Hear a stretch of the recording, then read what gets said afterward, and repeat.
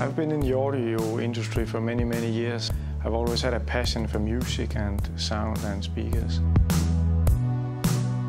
The sound unit is unique compared to other audio products that are currently being used in the kitchen environment, in that it right from the start has been designed and developed for being used in the kitchen.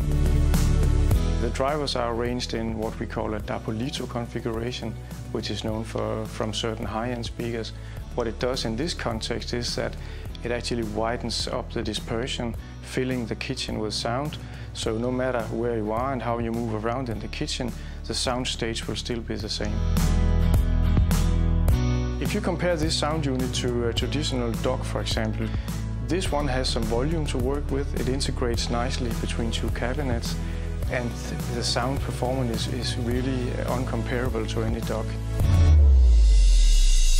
So the two main reasons for choosing the sound unit instead of a sound DOC is that you get a real speaker in your kitchen, and your kitchen is full of real sound.